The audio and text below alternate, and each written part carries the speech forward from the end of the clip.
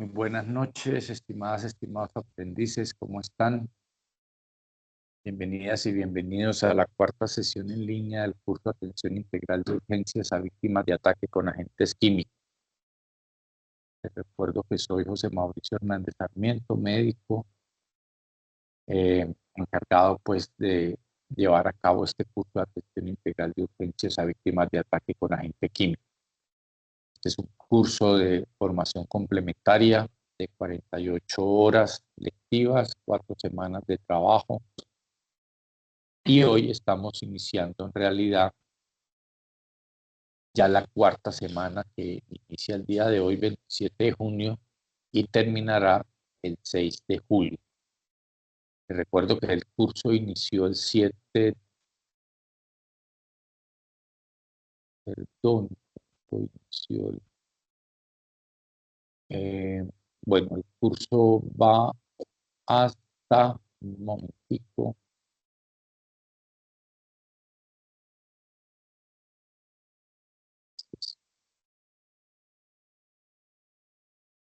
bueno, el curso fue el 3 de junio y va hasta el 8 de julio. Son las fechas del curso, desde el 3 de junio hasta el 8 de julio. Aquí estamos iniciando la cuarta semana del curso. Pero recuerden que las evidencias del curso se pueden enviar hasta las 12 de la noche del día 6 de julio. Esto con el fin de que el día 7 de julio me permita evaluar todas las evidencias y el 8 de julio reportar antes del mediodía al SENA quienes aprueban y quienes no aprueban el curso. Esta cuarta semana del curso es la que inició el día 27 y termina pues el día 6 de julio, cuando hasta las 12 de la noche les estaré revisando o recibiendo mejor las evidencias. ¿Cuáles son los resultados de aprendizaje de esta cuarta semana? Hay dos claves que son: el primero, aprender a diligenciar los formatos RIPS y CIVIGILA y activar la ruta intersectorial de acuerdo a la normatividad vigente. Recuerden ustedes que cada institución de salud en el país tiene unos formatos que son los RIPS, los registros individuales de prestación de servicios. Cada institución tiene su propio modelo y que esos RIPS guardan la información de cada paciente que atiende la institución. Pero esos RIPS pues tienen unas indicaciones para ser diligenciados.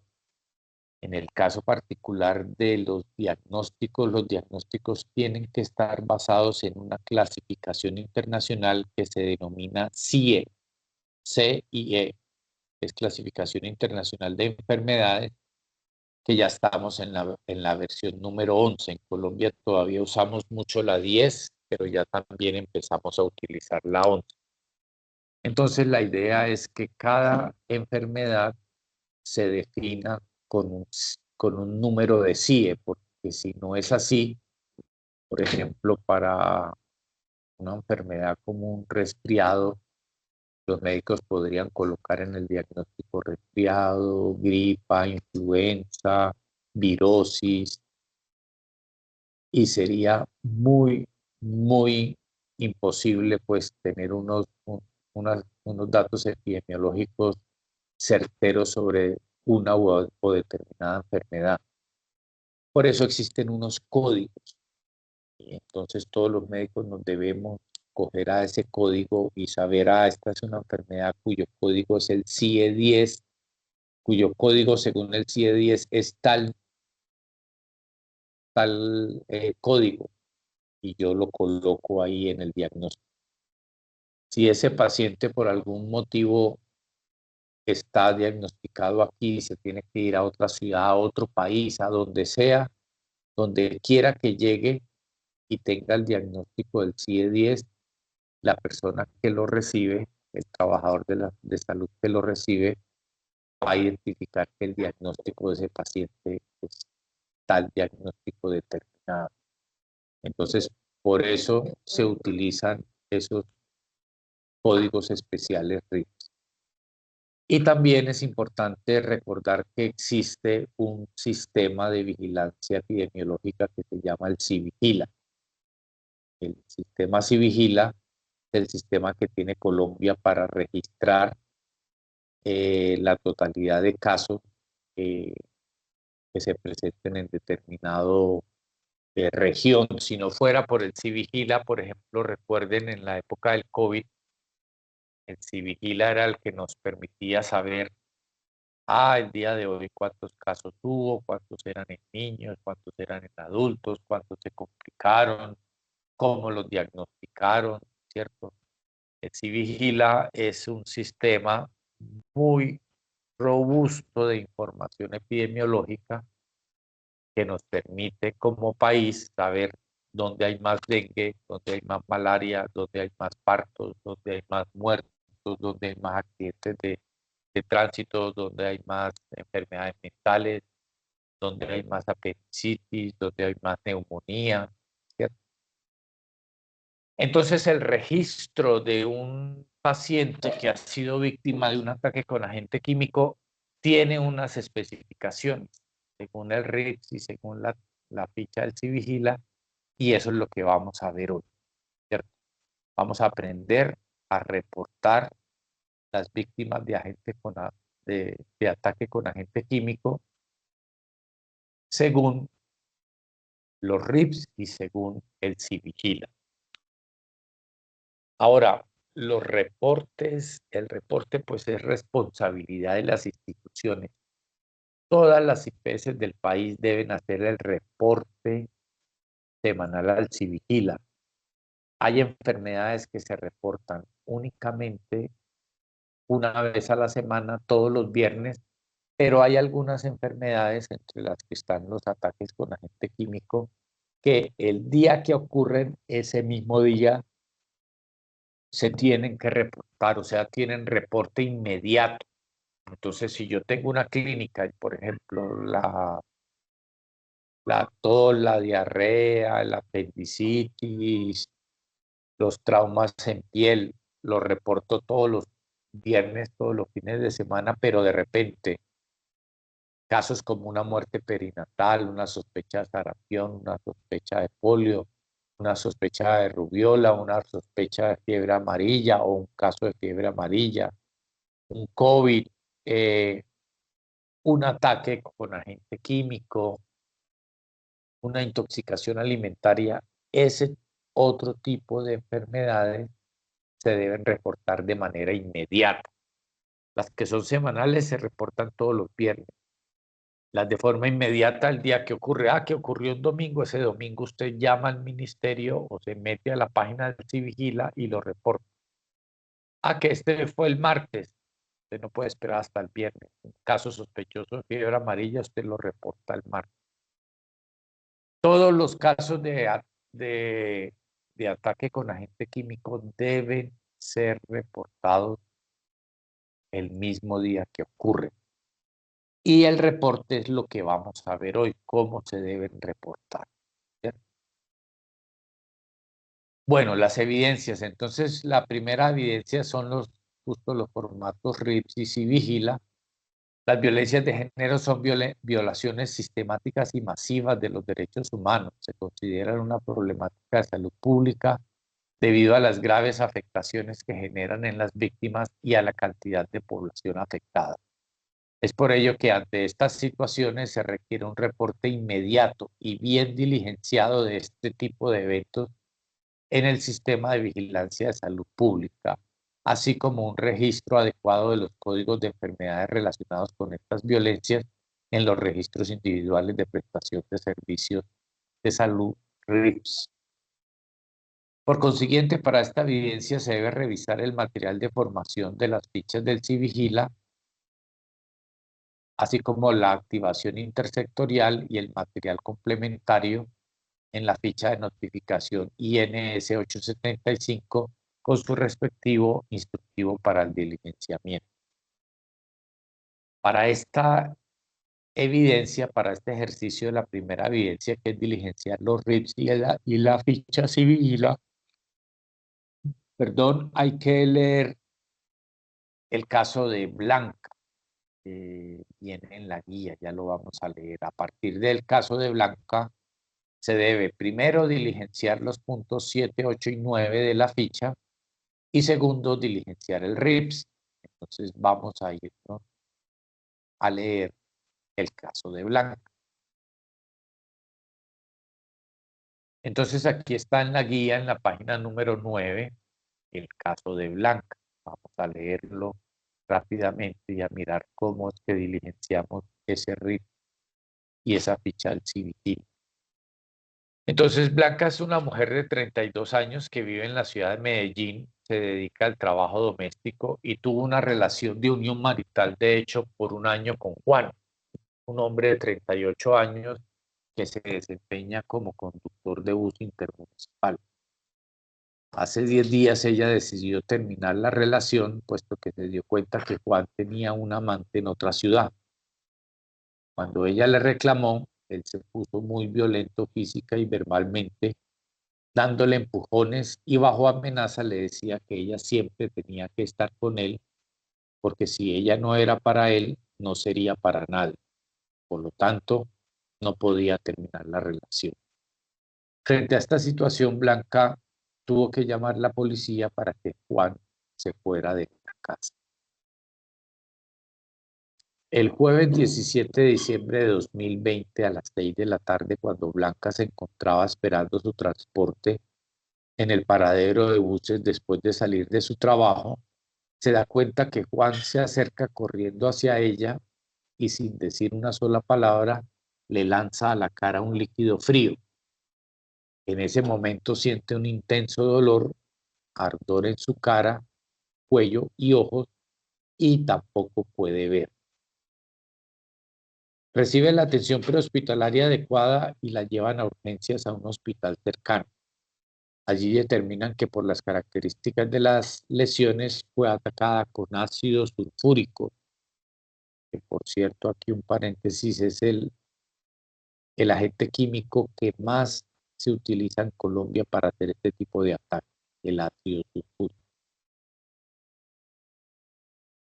Presentó lesiones en cara, cuello y tórax de segundo y tercer nivel en un 7% de la superficie corporal. El porcentaje de las lesiones cuando hay quemaduras siempre se calcula porque ese porcentaje nos permite evaluar la gravedad de los pacientes y también nos permite evaluar la posibilidad de que ellos se recuperen. De acuerdo a los porcentajes de quemadura, pues uno dice, no, el pronóstico de este paciente es bueno, es malo, es regular, ¿cierto? Entonces aquí estamos viendo que tiene lesión cara, cuello y tórax de segundo y tercer grado. Recuerden que las, las quemaduras también se clasifican en primer grado más superficiales, segundo grado que ya comprometen la dermis y tercer grado que ya llegan prácticamente casi hasta el tejido celular subcutáneo. Por tanto, se inicia el manejo médico correspondiente y la valoración con el especialista en salud mental y se realiza la articulación intersectorial con justicia y protección y la recolección de la evidencia médico-legal. Entonces, este es el caso de Blanca. Blanca, 32 años, se separa de su esposo, se va a su esposo, la amenaza y luego, unos días después de que se han separado, el esposo sin mediar palabra la ataca mientras ella se encontraba en la calle, en el paradero de buses, y es atacada. ¿Qué le ocasiona el ataque? Compromiso en cara, cuello y ojo. ¿Qué dice la valoración inicial de la paciente? Que fue atacada con ácido sulfúrico y que tiene quemaduras de segundo y tercer grado con un 7% de superficie corporal afectada. Entonces, ¿qué nos pide la evidencia? Nos pide ir a la ficha de notificación. Entonces, ustedes tienen la ficha de notificación individual. Esa ficha de notificación individual pues tiene varios números. En la evidencia nos piden diligenciar los puntos 7, 8 y 9, pero vamos a ver rápidamente qué información pide esta ficha. Lo primero es, estas fichas del Civigila son, el primer punto es información general sobre el nombre del evento, la unidad que está generando el reporte del evento. En el segundo punto se registra la identificación del paciente, todo completo, con nombre, documento, edad, residencia, en fin, toda la identificación del paciente. En el tercer punto se detalla la notificación, qué tipo de eventos se está notificando. En el cuarto punto es para el diligenciamiento de los entes territoriales, ¿cierto? El quinto punto es el tipo de la modalidad de violencia. El sexto punto ya empieza con los datos de la víctima y el séptimo, octavo y noveno, que son los que nos toca, son los que los vamos a ver. El punto 7, que son datos del agresor, lo tenemos que diligenciar. Es decir, bajar la ficha y diligenciar este punto 7. Entonces, lo primero que nos pregunta la ficha es el sexo del agresor, si es masculino, femenino, intersexual o tal. En este caso, claramente es masculino, era el esposo de Blanca. La segunda pregunta en datos del agresor es el parentesco con la víctima. Y sale padre, madre, pareja, expareja, familiar, ninguno. En este caso, era la expareja de Blanca. Se debe marcar el número 23, que es expareja. El tercer punto de datos del agresor pregunta, ¿convive con el agresor? Aquí tenemos que decir que no, que ya no convivía con el agresor. Ya se habían dejado. El siguiente punto es, pregunta si el agresor es no familiar, si era un profesor, un amigo, un compañero de estudio, un compañero de trabajo, un desconocido, un sacerdote, un pastor, un servidor público, ¿cierto? Pero como hay un parentesco, si hay un parentesco, ya pusimos que es expareja, y aquí si no había parentesco, pues qué tipo de persona fue la que agredió. Entonces aquí no diligenciamos nada. Y luego nos pregunta en este numeral 7 si el hecho tiene que ver o está en el marco del conflicto armado colombiano, y la respuesta que tenemos que colocar es no. De hecho, no está enmarcado en el conflicto colombiano. El siguiente punto que debemos diligenciar es el punto 8, que son datos del hecho. Entonces aquí la primera pregunta nos dice, ¿cuál fue el mecanismo utilizado en la agresión? Entonces, ahorcamiento, caída, corto contundente, cortante, proyectil de arma de fuego, quemadura, quemadura por fuego, quemadura por ácido, quemadura por líquido hirviente, otros mecanismos o quemadura con sustancias de uso doméstico. Aquí claramente debemos decir que es una quemadura por ácido, fue ácido sulfúrico. Marcamos quemadura por ácido. Sitio anatómico comprometido con la quemadura: cara, cuello y tórax. Muy claro. El grado de compromiso, primero, segundo y tercer grado. Hay unas lesiones en segundo grado y otras en tercero, o sea que debemos marcar segundo y tercero. Extensión de la lesión. Nos piden el primero si es menor de 5%, ¿no? El segundo si es entre 6 y 14, ahí sí ponemos X porque el porcentaje de quemadura que tuvo Blanca fue el 7%. Y la tercera opción es cuando la quemadura mayor al 15% del cuerpo. Entonces tenemos que poner la segunda opción, desde el 6 al 14. La fecha del evento la tenemos, que fue el 17 de diciembre del 2020. El escenario donde ocurrió el evento, hay muchas opciones: vía pública, en la vivienda, en un establecimiento educativo, en el lugar de trabajo, en un área de comercio, en un bosque, en un potrero, en una institución de salud, en un área deportiva. Bueno, aquí debemos marcar en la vía pública. Y luego está ámbito de violencia según el lugar de ocurrencia. Entonces nos dice que si fue violencia escolar, no. Laboral, no. Institucional, no. Virtual, no. Comunitaria, podemos poner comunitaria. O otros ámbitos. Realmente fue ahí en la calle, fue comunitaria relacionada con, y en la comunidad fue realmente la lesión. Y luego el punto 9, que es el último punto que debemos diligenciar, según la ficha, la evidencia, nos piden que marquemos qué tipo de atención en salud se le dio. Entonces, el primer punto nos dicen si se le dio profilaxis contra el VIH, no. Profilaxis contra la hepatitis B, tampoco. Otro tipo de profilaxis, no. Anticoncepción de emergencia, no. Esa se usa, por supuesto, cuando es violaciones. Interrupción voluntaria del embarazo, no. Salud mental, sí. Eso lo requiere y, digamos, en cierta forma se iniciaron unos primeros auxilios psicológicos, seguramente que le permitieron tener una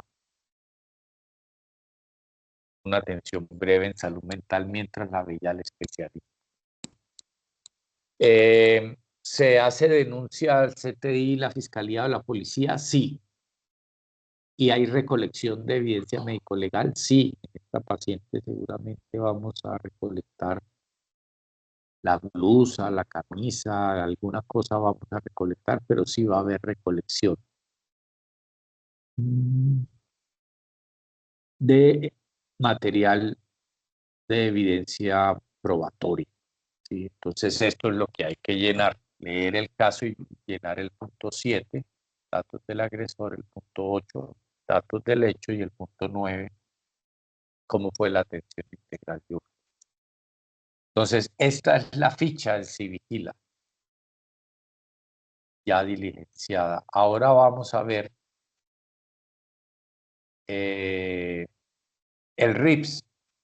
El RIPS, que es el Registro de Información de Prestación de Servicios de Salud, el RIPS.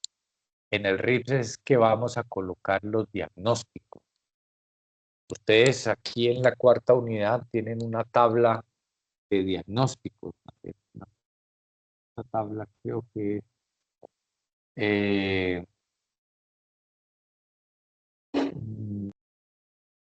no, yo creo que está.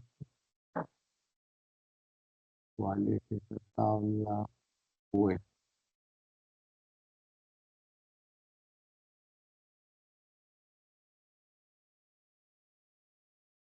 no, no la tengo acá, un momentico, por favor.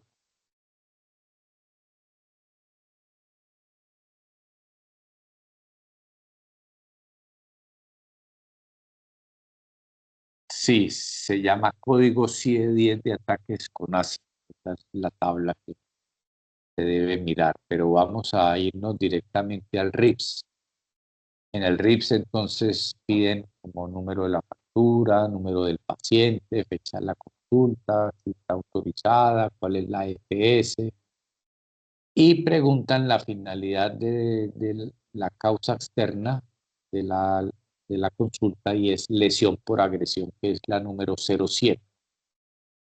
Eso está ahí en el listado de código. Entonces, como es una lesión por agresión, porque fue un ataque, ponemos el 07. ¿Y cómo ponemos los códigos de diagnóstico. Recuerden que le tiraron el ácido y le cayó en la cara, el cuello y el tórax, con compromiso de segundo y tercer grado, ¿cierto? Entonces, ¿cuál es el primer diagnóstico? El T206. ¿Y qué es el T206? Es corrosión de la cabeza y el cuello de segundo grado. Le tiró el ex esposo, la expareja de Blanca, y le produjo corrosión de la cabeza del cuello de segundo grado. Y ponemos como primer diagnóstico el T206. Ah, esta paciente se tuvo que ir para Bogotá, para Sincelejo, para regresar a su país, que era de Ecuador. Donde quiera que vaya, tiene una historia clínica y que le va a decir que ella tuvo un diagnóstico de T206. Cualquier trabajador de la salud, si no se acuerda los números, porque uno no se los recuerda todos, se acuerda los más frecuentes, va y busca qué diagnóstico es y se da cuenta: corrosión de la cabeza, el cuello y del segundo grado. Entonces, el primer diagnóstico sería T206. El segundo diagnóstico, T207. Ese sería el segundo diagnóstico, T207, que quiere decir corrosión de cabeza y cuello de tercer grado. ¿Por qué ponemos T206 y T207? Porque ya sabemos que la paciente tiene quemaduras de segundo y de tercer grado, ¿cierto? Entonces, aquí estamos colocando pues esas dos. Esos son los primeros diagnósticos que tiene la paciente. Luego, hay hasta 4 opciones para colocar diagnóstico. 4. Diagnóstico principal y 3 diagnósticos relacionados. Entonces, esta paciente tiene lesión en cara y cuello de segundo y de tercer grado. Luego, el tercer diagnóstico ponemos T216. Ese T216 es corrosión del tronco en segundo grado. Entonces, tenemos como diagnósticos T206, T207 y T216. Esos son los diagnósticos claros. ¿Y qué quieren decir? Que tuvo quemadura en cara y cuello de segundo y de tercer grado y lesión del tórax en segundo grado, como es el T16, 216. Y el último diagnóstico sería el Y084. Ese Y084 ya tiene, digamos, otras características, y es agresión por otros medios especificados ocurrida en una calle o carretera.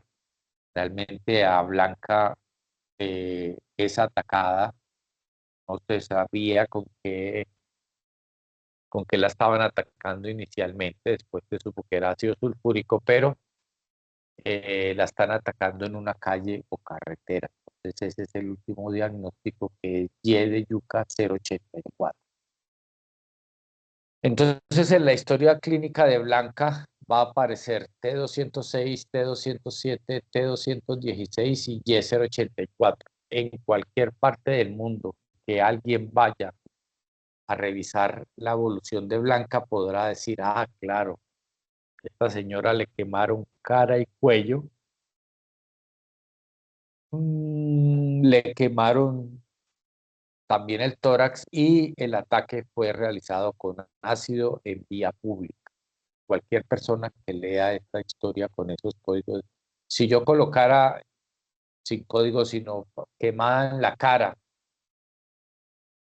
pero no quedaría explícito, la gente no se daría cuenta de decir: bueno, ¿y este se le pasó el cuello o qué?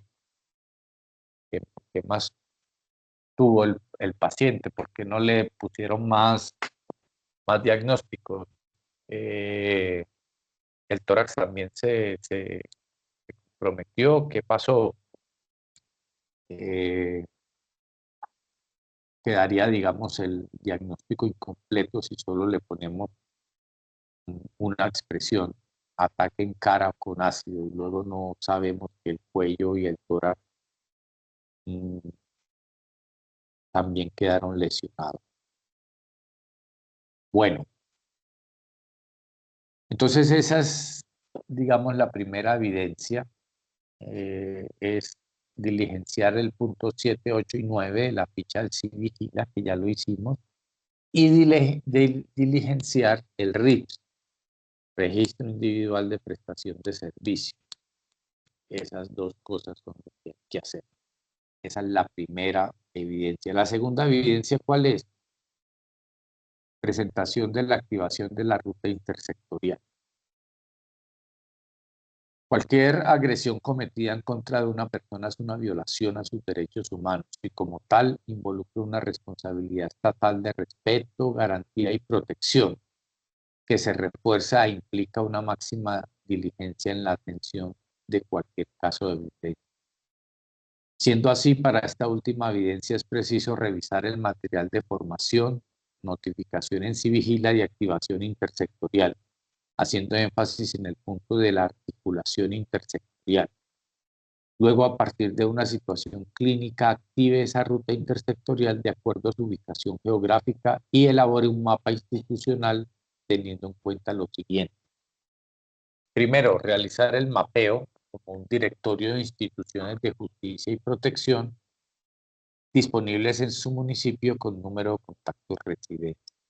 Segundo, activar la ruta intersectorial con justicia y protección para el caso específico de Blanca, teniendo en cuenta el contexto en el que se generó la violencia, porque con Blanca pues hay que avisar tanto a la fiscalía como también a la policía y probablemente a la defensoría, porque hay que restablecer los derechos de Blanca. Y tercer punto, realice una breve presentación en la que muestre la ruta intersectorial de su municipio o lugar de residencia. Plasme las condiciones necesarias para lograr identificar los posibles contactos de cada una de las instituciones. El producto a entregar es la presentación de la activación de la ruta intersectorial. Puede utilizar PowerPoint u otra evidencia que considere pertinente. La presentación debe contener los elementos necesarios para su elaboración, integrando el uso de competiciones, colores, imágenes y iconos que permiten la organización y comprensión. Además, debe contener como máximo 5 diapositivas. ¿Cómo es esto de la ruta intersectorial? Pues la ruta intersectorial no es como otra cosa más allá de como si fuera la cadena de llamadas. O sea, debemos dejar para el servicio de urgencias del hospital donde trabajamos, de la clínica donde trabajamos, todo el plan que sí. Es que aquí nunca llega, han pasado 5 años y no nos ha llegado una víctima de violencia, de ataque con agente químico, pero de pronto llega y el día que llega, ¿qué había que hacer? ¿Quién sabe qué había que hacer? No hay una ruta.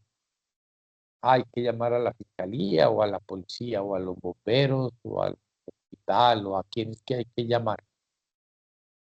Por eso previamente se debe diseñar una estrategia, una política de intervención, eh, una ruta intersectorial,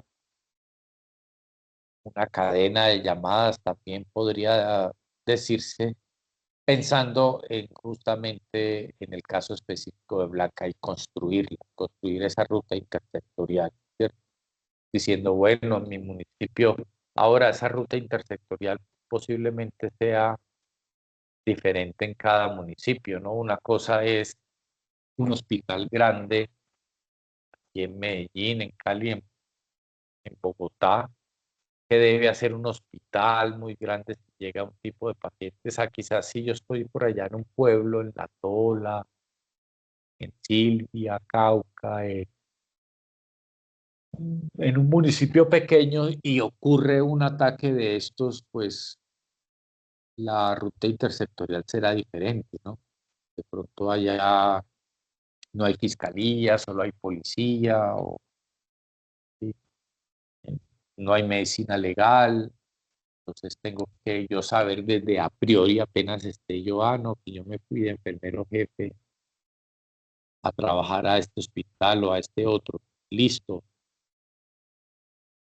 denme papel y lápiz y empiezo a hacer las rutas intersectoriales para SOA, un paciente accidentado de tránsito, que le debemos hacer para un ataque con agente químico, para quemadura por pólvora, para todo debe haber una ruta intersectorial, pero por supuesto en este curso que estamos viendo de ataque con agente químico, pues nos concentramos en que la ruta intersectorial debe estar preparada para este tipo de pacientes, sabiendo que yo debo consultar y comprometer rápidamente instituciones que preserven los derechos de esa víctima.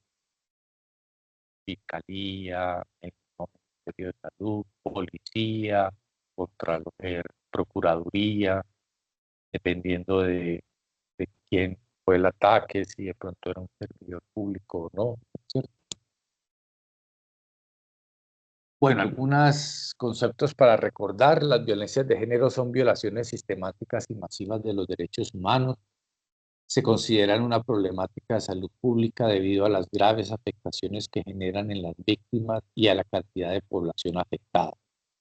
Es fundamental disponer de información estadística confiable sobre las violencias de género con el fin de implementar y evaluar las políticas públicas que permitan el abordaje integral de estas víctimas. Se requiere de un reporte inmediato y bien diligenciado de estos eventos al CIVIGILA. Recuerden que las IPS reportan todos los viernes si nada extraordinario ocurre, pero si hay algunos casos como intoxicación por plaguicidas, gesto suicida, ataque con agente químico, posible caso de sarampión, de rubiola, fiebre amarilla, de polio, ¿sí? Todo ese tipo de enfermedades que cada una tiene su código debe ser reportada de manera inmediata. En este caso, estamos viendo el caso de Blanca, debería reportarse de manera inmediata, ¿cierto? También es importante garantizar una atención integral a las víctimas y el acceso a todos sus derechos en la articulación de la justicia. Entonces recuerden que el restablecimiento de derechos pasa por el ministerio, bueno, por todas las instituciones, la fiscalía, medicina legal, que sean capaces de documentar lo que sucedió y de identificar al agresor, judicializar al agresor y ponerlo tras la reja. No, no es como paso tan fácil, pero hay que avanzar en el juego. Violencia física es cualquier agresión mediante el uso de la fuerza o cualquier mecanismo que pueda ocasionar daños físicos internos o externos a la persona agredida y pone en riesgo o disminuye su integridad corporal. Dentro de este tipo de violencia se incluyen golpizas, empujones, sacudidas, estrujones, agresiones con objeto o líquidos, sustancias similares o corrosivas que generen daño o destrucción al entrar en contacto con el tejido humano. O sea que esta violencia de ataque con agente químico es un tipo de violencia física. Violencia psicológica, entendida como toda acción y omisión destinada a degradar o controlar las acciones, comportamientos, creencias y decisiones de otras personas por medio de cualquier conducta que implique perjuicio, afectaciones en la salud psicológica, mental, autodeterminación y percepción de sí mismo o del desarrollo personal. Violencias sexuales: todo acto o comportamiento sexual ejercido sobre una persona a través del uso de la fuerza, la amenaza, la coacción física, psicológica o económica o cualquier otro tipo de mecanismo que anule o limite la voluntad personal aprovechando esta situación y condición de desigualdad y las relaciones de poder existentes entre víctima y agresor. Sería una violencia sexual. una violencia económica, cualquier acto que desconozca o restrinja el derecho a los ingresos, a la propiedad, al uso y disfrute de bienes y servicios que tiene una persona o que atenta contra otros derechos económicos de la víctima aprovechando las situaciones y condiciones de desigualdad y las relaciones de poder existentes entre víctima y agresor. Entonces tenemos esas cuatro posibles violencias: física, donde entraría la de ataque con agente químico; psicológica, sexual y económica. ¿Cómo es la ruta de atención integral? La ruta de atención integral para víctimas de violencias de género se entiende como el conjunto de acciones articuladas que responden a los mandatos normativos para garantizar la protección de las víctimas, su recuperación y la restitución de sus derechos.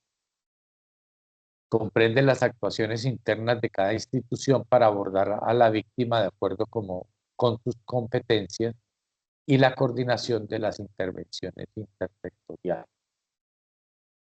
Considerando que cada caso es único y particular por las condiciones individuales de las víctimas, por el tipo de violencia de género presentado y por la oferta de servicios y disponibilidad institucional en los territorios, la ruta intersectorial se construye localmente involucrando a todas las entidades correspondientes en materia de salud, protección y justicia, y tomando en cuenta los análisis de la situación y los determinantes sociales que hay en cada territorio. En el marco del abordaje integral de las violencias de género, el Ministerio de Salud y Protección Social desarrolla acciones para el fortalecimiento institucional y apoyo técnico a los departamentos, distritos y municipios priorizados para la construcción de rutas intersectoriales para la atención integral a las víctimas de violencia de género, con énfasis en violencia sexual. Bueno, no, esto era lo que yo tenía para contarles hoy en esta última sesión en línea que acabamos ya entrando a la cuarta semana. Esto era lo que tenía pues para contarles. Recuerden diligenciar la ficha del Civigila, los puntos 7, 8 y 9, que están súper sencillos en realidad, los 7, 8 y 9. Diligenciar el RIPS y construir una ruta intersectorial, cada uno pensando en su territorio y pensando en el caso de Blanca. ¿Cómo se construiría esa ruta intersectorial? Que no se me olvide a nadie que tengo que reportar yo a la Fiscalía, a Medicina Legal, a las autoridades de salud, a la alcaldía, al sistema que me brinda atención en salud mental. Esa ruta intersectorial debe ser completa y esa es como la segunda evidencia. Esta semana cuarta de este curso, las evidencias son complejas porque hay que diligenciar el RIPS, el RIPS y el Civigila por un lado, y luego construir en máximo 5 diapositivas de PowerPoint la ruta intersectorial para su institución, teniendo presente que al paciente víctima se le restablezcan todos sus derechos de salud, derechos de justicia, derechos de trabajo, derecho para que la persona agresora sea correctamente judicializada, y derecho para que el paciente reciba una atención integral y no tenga que pagar nada, como lo habíamos visto en la segunda semana. Bueno, espero, estimados aprendices, que si les faltan evidencias por terminar de la primera, segunda, tercera semana, las puedan enviar Que nadie se quede sin la oportunidad de recibir pues, el certificado de este curso. Me parecen importantes, ¿cierto? No está difícil, pues hay que terminar con las evidencias para poder recibir el certificado. Eh, y bueno, tienen todavía toda esta semana. Cualquier inquietud, por favor, mm, me van contando, estaré muy, muy pendiente. Bueno, que descansen, muy buenas noches y hasta pronto.